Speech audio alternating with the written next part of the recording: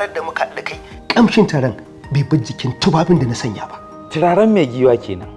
Ba sai ka fesa ba. Kai dai ka rabu wanda ya fesa kanshin kawai ya wadace ku.